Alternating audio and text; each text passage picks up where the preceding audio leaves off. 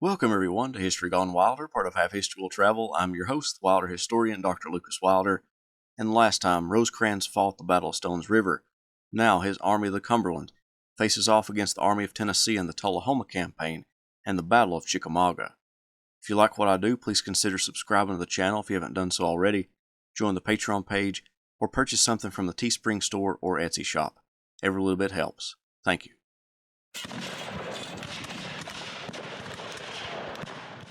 On January 5th, the Army of the Cumberland set off after the Confederate Army of Tennessee, capturing Murfreesboro in the process, and dueling with the rebel rear guard. The horrid conditions of the road, distance from his supply base, and the head start obtained by the Confederate Army convinced Rosecrans that any further pursuit would be foolish. In the Keble home in Murfreesboro, Rosecrans lay in a bed for the first time in 9 days. He was shivering despite being next to the fire. A doctor was brought in and determined that he was suffering from lung fever. As the general rested, he went over the casualty reports. The losses had been horrendous. Out of around 43,000 men Rosecrans took into battle, he lost around 13,000, nearly a quarter of his fighting force. Despite the casualties, it was a Union victory, and one that was lauded in the North. One of Rosecrans's biographers wrote, "The victory had pushed the front 40 miles farther south. Faith in Union leadership, which had been ebbing since Fredericksburg, now revived. The stock exchange steadied, the gold market stabilized, and European governments shied away from recognizing the Confederacy. A long stride had been taken toward Chattanooga, back door to the Confederate heartland. It gave the initiative in the Western Theater to the North." Braxton Bragg, Rosecrans's opponent at Stones River, wrote in his official report that Rosecrans was enabled to bring fresh troops at every point to resist our progress, and he did so with a skill and judgment which has ever characterized this able commander. Abraham Lincoln wrote to Rosecrans, "God bless you and all with you. Please tender to all and accept for yourself the nation's gratitude for your and their skill, endurance, and dauntless courage." Edwin Stanton wrote to the general, "The country is filled with admiration of the gallantry and heroic achievement of yourself and the officers and troops under your command." Henry Halleck told Rosecrans, "The victory was well earned and one of the most brilliant of the war. You and your brave army have won the gratitude of your country and the admiration of the world. All honor to the Army of the Cumberland, thanks to the living and tears for the lamented dead."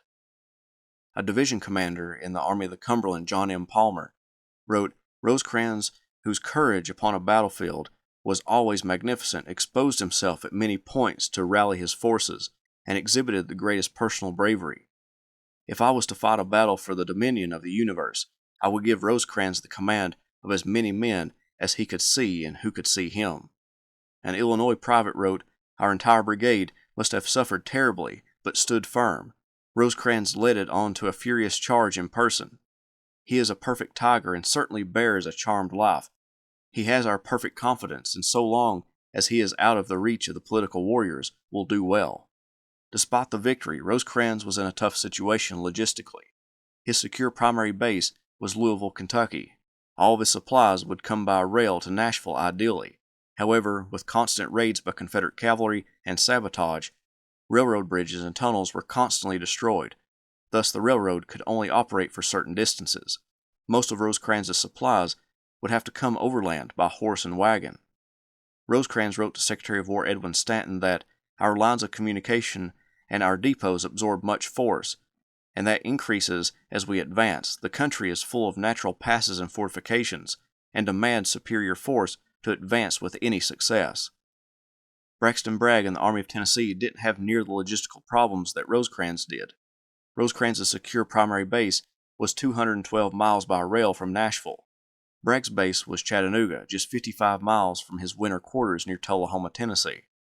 Bragg's base en route was in friendly territory, and his cavalry outnumbered Rosecrans nearly 4-1 when concentrated, and even dispersed could outnumber the Union cavalry 2-1.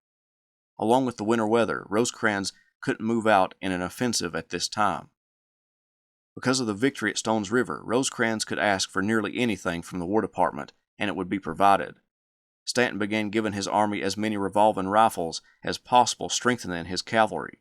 Then he agreed for an entire corps to be sent to him from the Department of Ohio. These troops would be under General Gordon Granger. Rosecrans also got promotions for many of his division commanders. Another soldier that came into Rosecrans' life in early 1863 was a 31-year-old soldier named James Garfield. The sturdy young officer with bluish-gray eyes arrived at Rosecrans' headquarters on January 24th. The two men began to talk, and the conversation lasted until midnight. The next morning, Garfield wrote, "I am greatly pleased with some features of General Rosecrans' character. He has that fine quality of having his mind made up on all questions which concern his work, thinks rapidly and strikes forward into action with the utmost confidence in his own judgment. The officers have most unbounded confidence in Rosie and are enthusiastic in his praise. He is the most Spanish-looking man I know, and though he swears fiercely, yet he is a Jesuit of the highest style of Roman piety. He carries a cross attached to his watch seal. I find him a man of very decided and muscular thoughts, and with a rare Frederick-like quality of having his mind made up on every important question. For sharp, clear sense, ready decisive judgment, and bold, self-reliant action, he is certainly a very admirable and hence an effective general." Garfield would become Rosecrans' chief of staff on February 13th. After the Union disaster at the Battle of Fredericksburg, Abraham Lincoln sought a replacement for Ambrose Burnside, who was commanding the Army of the Potomac in Virginia. Rosecrans' name came up and even endorsed by Edwin Stanton and Henry Halleck. However, some cabinet members thought it unwise to place a Western general in charge of an Eastern army, and so Lincoln chose Joseph Hooker as the commander of that army. A newspaper would take the news of Hooker's placement as commander and write, "With Rosecrans in the West and Hooker in the East, there is not treason enough in the North, rebellion in the South, or imbecility or cross purposes sufficient in the cabinet to prevent the war from being brought to an early and satisfactory conclusion." Rosecrans asked the War Department for more help in creating a sufficient cavalry force. Washington, he thought, treated his requests as complaints and said as much, even going so far as to say that had that been understood during his time in the Shenandoah Valley, that Stanton could have spared millions of gallons of blood and untold amounts of money, basically accusing Stanton of prolonging the war. This got on Stanton's bad side, and the repairs that had been made since the first schism broke down completely. Rosecrans, in an attempt to get the most out of his horses, began to lighten the loads of the wagons and use any available horses to be used in the cavalry, even making mounted infantry units. The War Department didn't like the idea of making mounted infantry units, but went along with Rosecrans' experiment. Part of the lightening of the loads, so fewer horses were needed to carry supplies, resulted in the army using what was called pup tents, where each soldier carried a shelter half, and when the army stopped, two soldiers would come together and put their two halves together. The name pup tent caused many soldiers to hang signs on their pup tents that said "Pups for sale," "Dog hole number 1," "Rat terriers," and "Bull pups here." One day when Rosecrans was walking through the pup tent city in Murfreesboro, the men on all fours stuck their heads out of their small tents and began barking, which caused Rosecrans to roar with laughter. On March 1st, 1863, Henry Halleck sent a telegram to Rosecrans, Ulysses S. Grant, and other generals promising a major generalcy in the regular army to the next general who won an important and decisive victory. Grant remained silent, but Rosecrans spoke up. He took it as an insult. He wrote, "Does he seek to bribe me to do my duty? Does he suppose I will sacrifice the lives of my men to serve my ambition? The army is now to be administered on a plan of gift enterprise." He would also write, "As an officer and a citizen, I feel degraded to see such an auctioneering of honor. Have we a general who would fight for his own personal benefit when he would not fight for honor in the country? He would come by his commission basely in that case, and deserve to be despised by men of honor. But are all the brave and honorable generals on an equality as to chances? If not, it is unjust to those who probably deserve most." In early 1863, a plot was afoot. Horace Greeley, the editor of the New York Tribune, was on a mission to replace the man he had helped get elected, Abraham Lincoln. He no longer believed Lincoln was sufficient for the job. Along with putting in a new president, Greeley wanted a new Secretary of War, too, and thought about Rosecrans for that position. Greeley sent an intermediary to talk with Rosecrans. The man's name was James Gilmore. When the two met, Rosecrans said to him, the slave should be given a Bible, a spelling book, freedom, and a chance for something more than 6 feet of earth. Rosecrans was anti-slavery, and that appealed to Gilmore. Gilmore wasn't the only person affiliated with a newspaper that Rosecrans welcomed into his army. Rosecrans was friendly to reporters. Some even thought he bribed them for good stories, but he extended the same courtesy and hospitality to any reporter that sought an interview. Rosecrans's feud with the War Department continued when Halleck complained of Rosecrans's enormous telegraph bills, alleging that his bills were greater than all the other generals combined. Rosecrans responded that the reason he telegraphed so frequently was because he wanted to leave nothing important undone.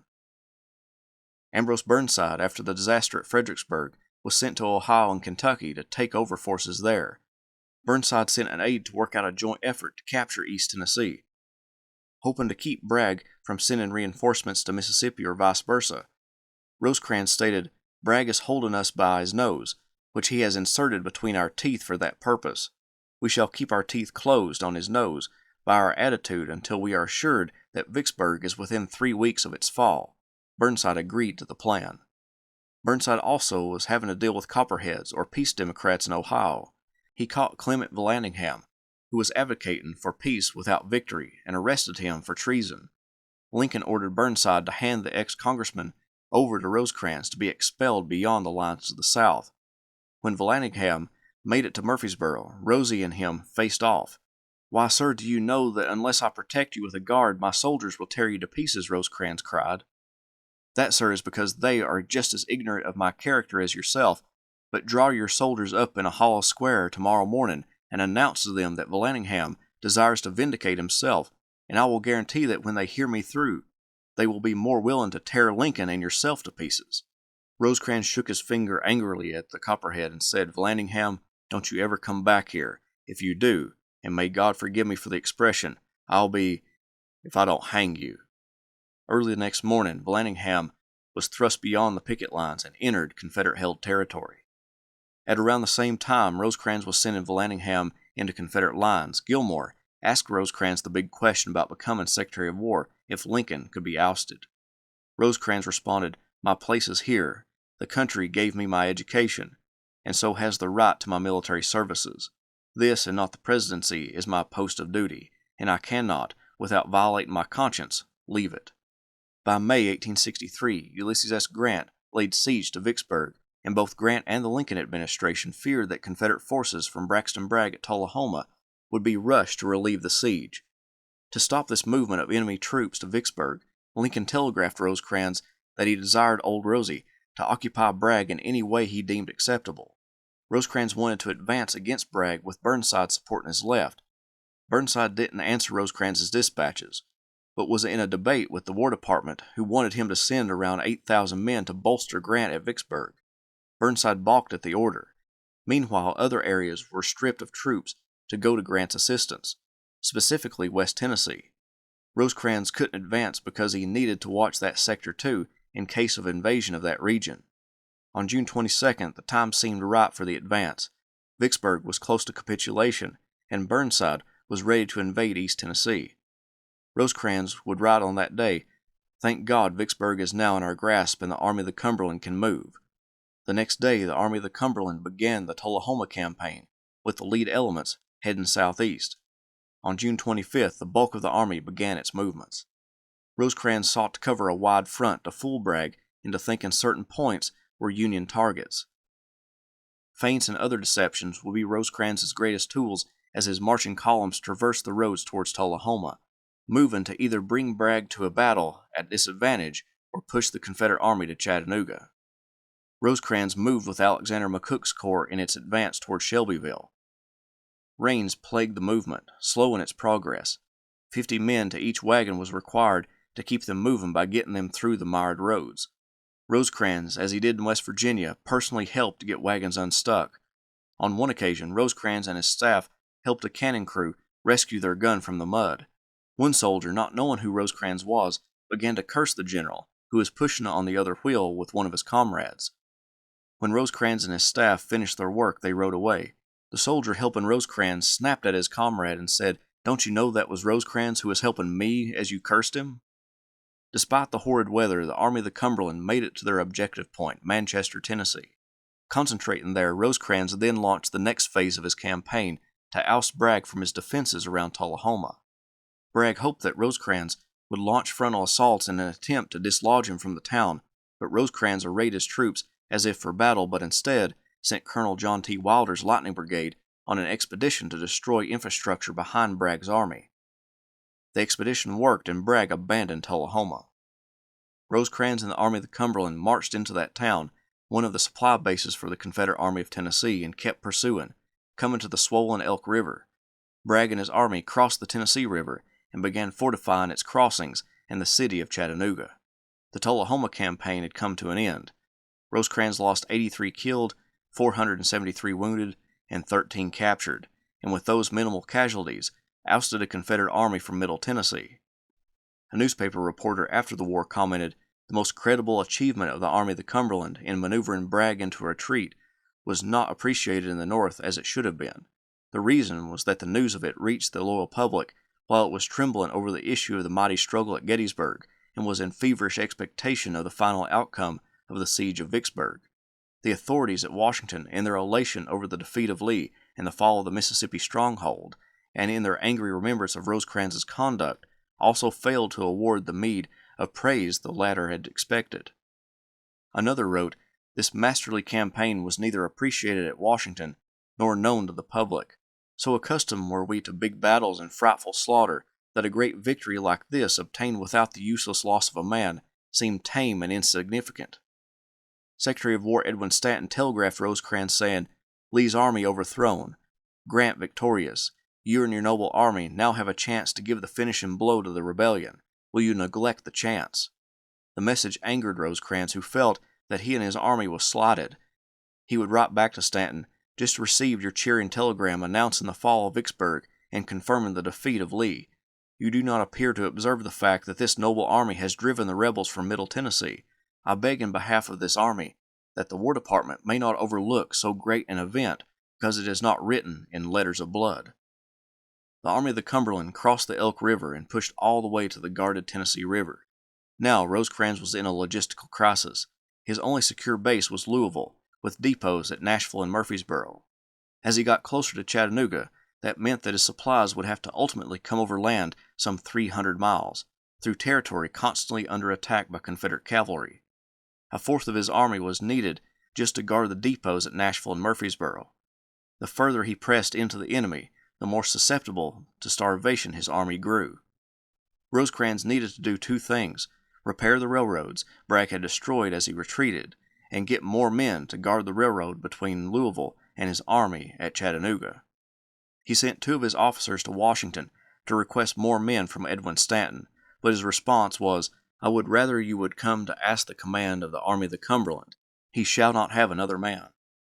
Henry Halleck, the General-in-Chief, and Rosecrans began a series of letters to one another, both private and official.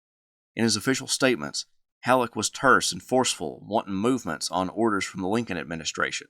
His private letters were more friendly and understanding, showing the dichotomy between official statements and what Halleck knew to be realities of war. Halleck reinforced that it was his own power that was keeping Rosecrans in command because a lot of people in Washington wanted him removed as soon as possible. Rosecrans would respond, "But as my ambition is something like your own, to discharge my duty to God and country, I say to you frankly that whenever the government can replace me by a commander in whom they have more confidence, they ought to do so, and take the responsibility of the result."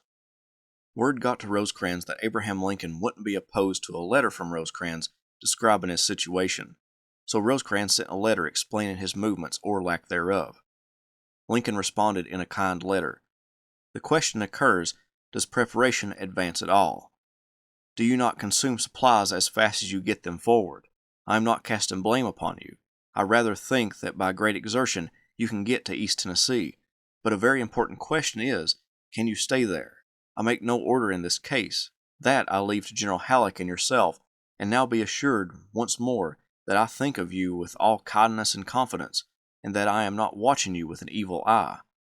Rosecrans responded, "Permit me to assure you that I am not and have not been touched with any of that official pride which desires to have its own way. You think Johnston was freed by the fall of Vicksburg. Was not Bragg set free by the evacuation of Middle Tennessee? You think we ought to have prevented Bragg from reinforcing Johnston. Why cannot Grant keep Johnston from reinforcing Bragg?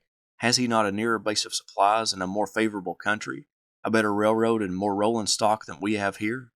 Thank you for your kindness. May I ask you, when impulsive men suppose me querulous to believe I am only straightforward and in earnest. On August 4th, Halleck sent a direct order to Rosecrans to advance with daily reports letting Halleck know the progress. Washington was no longer asking for him to move. Now it was telling him to move. By the 15th, the Army of the Cumberland was on the move through the Cumberland Plateau into the south of Chattanooga. Bragg anticipated that Rosecrans would try to cross north of the city because Burnside was invading East Tennessee from Kentucky, and they would more easily link up if Rosecrans moved in that direction. Rosecrans used that expectation against Bragg and crossed south of the city. Rosecrans pushed his men over the hazardous mountain slopes to get between Bragg at Chattanooga and the Confederate supply base at Atlanta. The flanking maneuver convinced Bragg to abandon the vital railroad town of Chattanooga and move south to block Rosecrans' crossing of Lookout Mountain and to prevent being cut off from Atlanta. As the Army of the Cumberland maneuvered through the mountains, Rosecrans received a guest from the War Department. The man was Charles A. Dana, the second Assistant Secretary of War, and he came with a letter of introduction from Secretary of War Edwin Stanton. Dana informed Rosecrans that he was there in case Rosecrans wanted to bring anything up to the War Department. He had spent time with Grant around Vicksburg and thought highly of Grant. Dana, in all reality, was simply a spy for the War Department. Rosecrans and Bragg attempted to outmaneuver one another from early to mid-September as the Union Army crossed Lookout Mountain. Bragg was receiving troops from all over the Confederacy and would outnumber Rosecrans' forces. However, when Rosecrans requested support, no reinforcements would come his way. Burnside was the closest in support and distance, but he was having to hold on to his forces to secure Knoxville and the surrounding area. Stanton informed Rosecrans that most of Grant's forces were too far away to help him.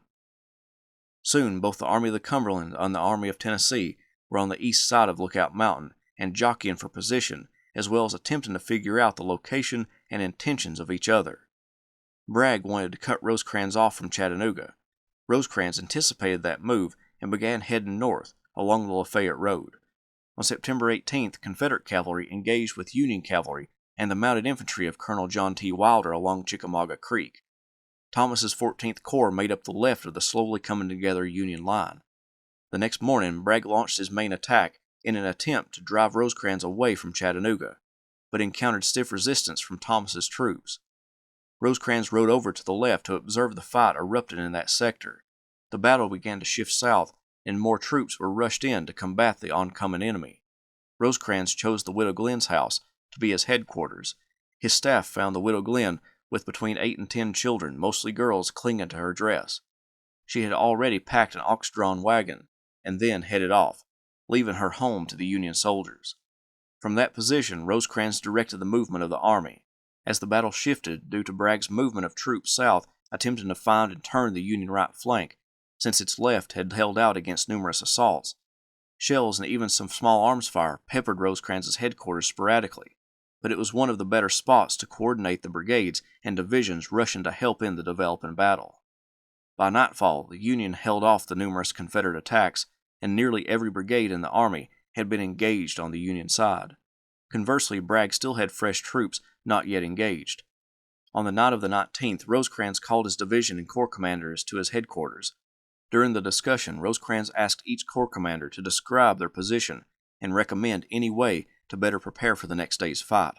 Thomas dozed intermittently during the discussion, and when awakened, he simply said, "I would strengthen the left," and then fall back asleep. The corps commander hadn't slept much the previous night and was understandably exhausted from the day-long battle. At the end of the meeting, Rosecrans issued his orders for the next day. Thomas commanded nearly the whole army, which lay on the Union left. Only about 10 brigades weren't under his control.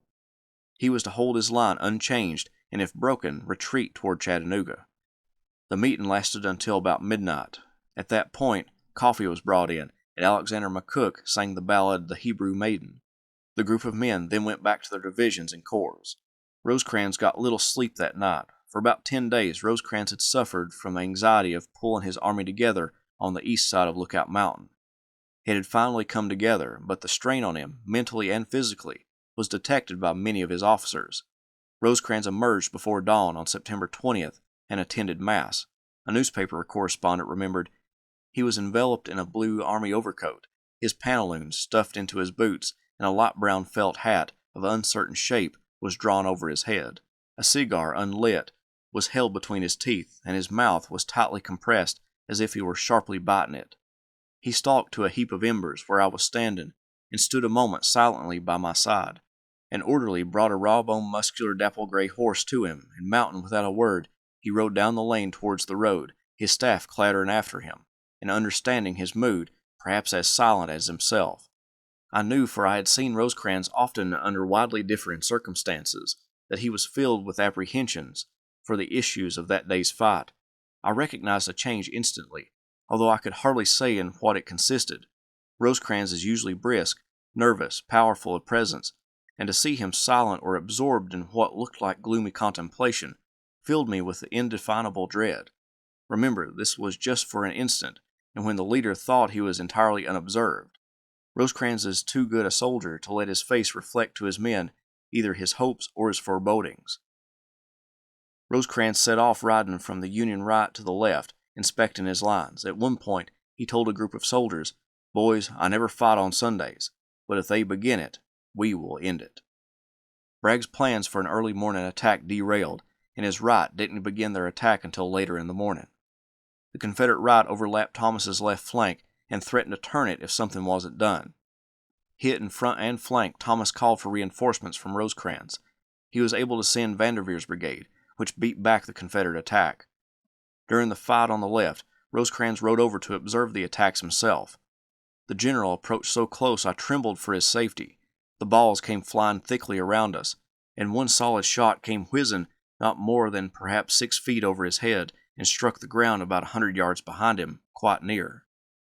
Both Thomas and Rosecrans knew that Bragg's intentions was to turn the Union army away from Chattanooga, and naturally assumed that the main attacks would be on the Union left, so Thomas called for more help, and Rosecrans was willing to move troops toward the left because if that flank failed, the army would be alone and beaten in enemy country. Sanford Kellogg, one of Thomas's aides, observed what he believed to be a gap in the Union line, where John Brannan's division was, but he was mistaken. Those troops were not engaged, so the men were relaxing out of line, but still able to form up and fight at a moment's notice. He reported the gap to Rosecrans. The next few moments changed the trajectory of the battle. For most of the 19th and the 20th, James A. Garfield signed most of the field dispatches, and Garfield had become greatly acquainted with how Rosecrans issued orders. However, for this dispatch, Major Frank Bond signed it. Rosecrans told him, "If Brannan goes out, Thomas Wood must fill his place. Write him that the commanding general directs him to close to the left of Reynolds and support him." Bond wrote, "The general commanding directs that you close up on Reynolds as fast as possible and support him." The dispatch said nothing if Brannan goes out or leaves his position, which is what Kellogg thought he saw happen. When Wood received the order, he was already in a testy mood because Rosecrans had given him a tongue lashing earlier in the day for not relieving James Negley's division. So Wood was already in a bad mood when it came to Rosecrans. Wood focused on the word support in the dispatch. To him and to others it meant for him to be behind Reynolds, but in focusing on this word, he ignored the phrase close up on, which would mean to connect Wood's left flank with Reynolds' right. Because of this miscommunication, Wood pulled his entire division out of line, opening up a division-wide gap in the Union battle line. As Wood was leaving, the Confederate left wing under James Longstreet, newly arrived from Virginia, launched his massive assault that broke the Union line right where Wood's division would have been had it stayed. A staff member yelled out, "General, our men are given away yonder." "Impossible," Rosecrans said. "Van Cleve is there with 2 brigades. So is Brannan." Thomas countermanded the order to shift him to the left. Dana, who had finally fell asleep, awakened when he heard what he called the most infernal noise. He saw Rosecrans making the sign of the cross. Dana said, "If the general is crossing himself, we are in a desperate situation." Longstreet's troops crossed over the Lafayette Road and began spreading out into the Union rear. Rosecrans and his staff rode amongst the retreating Federal soldiers, attempting to halt them and send them against the advancing rebels. When a company would reform, an artillery shell would burst over their heads and they would scatter. One of the last dispatches that Rosecrans got during the battle was from James Negley, who requested reinforcements. By that point, Rosecrans was at a loss for what to do. An aide gave him the note, and he said, "It is too late. I cannot help him." Rosecrans and part of his staff attempted to get to the Union left and Thomas, but by the time they tried, Longstreet's troops blocked their path. Rosecrans questioned whether the left could even hold out and moved further west to take a route to Rossville and Rossville Gap. There, Rosecrans and what was left of his staff listened for signs of life coming from the battlefield. They heard concentrated volleys being exchanged and surmised that Thomas was holding out. He dispatched Garfield to find Thomas and tell him to evacuate at his own discretion. Then Rosecrans informed Garfield that he would ride to Chattanooga and that a telegraph line went from that city to Rossville. He told Garfield to find out as much information as possible and direct troops along the route to Rossville and report by telegraph what the condition of the army was. Rosecrans then rode off for Chattanooga to prepare defenses and attempt to reorganize the army as it came north. One of Rosecrans's biographers theorized that if Rosecrans had instead went to Thomas and sent Garfield to Chattanooga, that the repercussions from the disaster at Chickamauga would either not have happened or been much lighter in the coming months. Nevertheless, Rosecrans entered General Wagner's headquarters, assisted by his staff. His exhaustion was immense. When McCook arrived, Rosecrans told him to lay down and rest. Soon they would go to Rossville, and he wanted McCook with him. Rosecrans stated, "I am nearly worn out, and I want someone with me to take command if necessary to assist me."